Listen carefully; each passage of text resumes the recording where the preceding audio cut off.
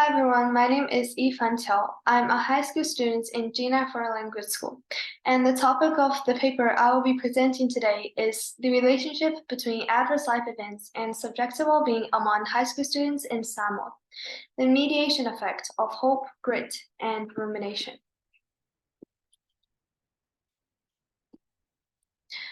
Subjective well-being illustrates the appreciation of one's condition or one's subjective enjoyment of life as a whole, and it is in every aspect of our lives.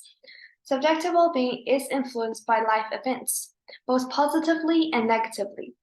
This paper attempts to test the negative correlation between adverse life events and subjective well-being. In 2017 to 2018, me and my family went to the island country Samoa. This is a picture of me and my sister in Samoa. Available information and my observation indicates that Samoan adolescents experience various forms of negative life events, both at homes and in schools. Therefore, the topic investigating the relationship between adverse life events and subjective well-being among Samoan adolescents is a topic that needs severe attention. This research aims to verify the negative correlation between adverse life events and subjective well-being among high school students in Samoa. Moreover, it tried to investigate the mediation effect of hope, grit, and rumination. The reasons that when external factors such as adverse life events wants to influence internal emotions, such as subjective well-being, it needs to do this by mediating internal mechanisms. In this case, I suppose my internal mechanisms to be hope, rumination, and grit. These are my hypotheses. First, I suppose that there is a negative correlation between adverse life events and subjective well-being among high school students in Samoa. Moreover, the negative effect of adverse life events on subjective well-being is mediated by hope, grit, and rumination. The research that I used, research method that I used was an electronically administered survey, which consists of 5 questionnaires from 5 authoritative research, which is presented on this page.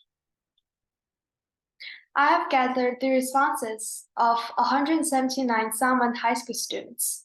Among these, 44.7% are boys and 55.3% are girls. All the respondents were aged from 16 to 19.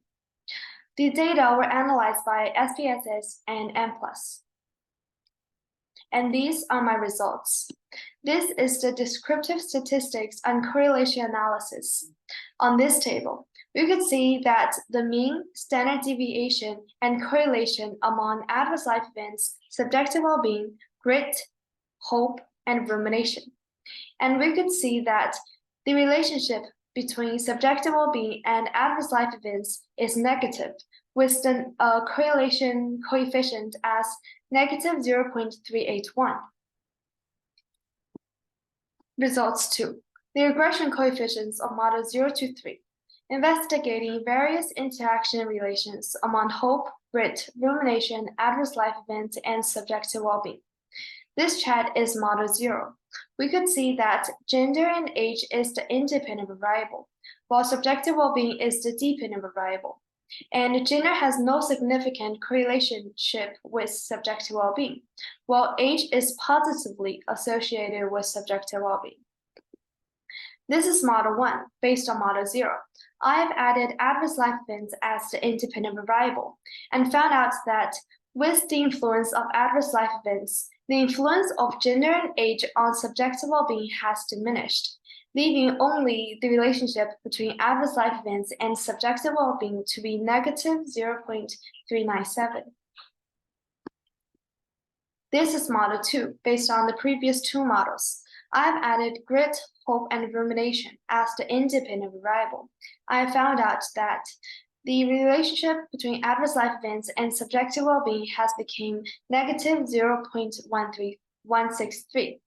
and hope is positively associated with subjective well-being, with the correlative coefficient as 0.269, while rumination is negatively associated with subjective well-being, with the correlation coefficient as negative 0.410. This is model 3, based on the previous 3 models.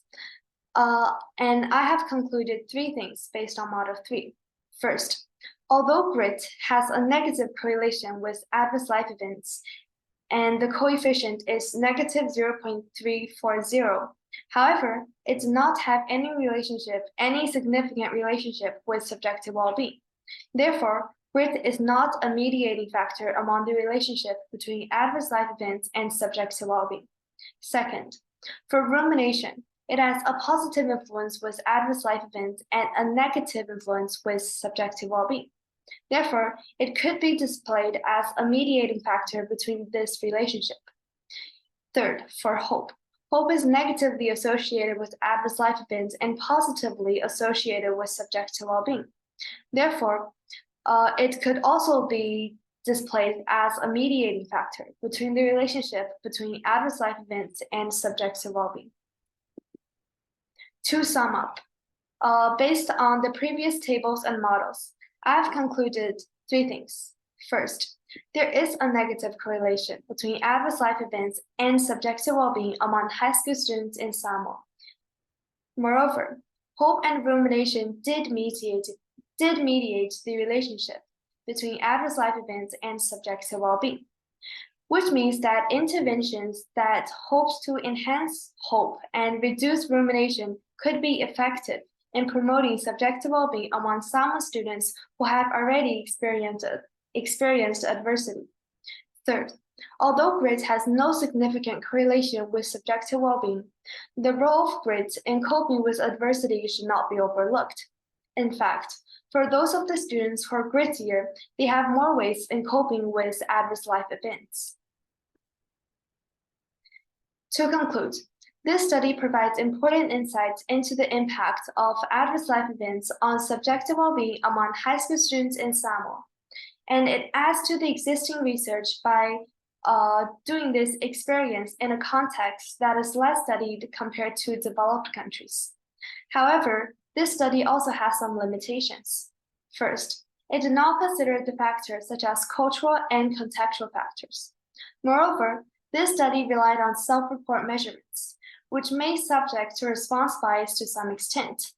In the future, I will do more research, including culture and contextual factors, and will use better research methods rather than self-report measurements, more objective method to confirm my findings.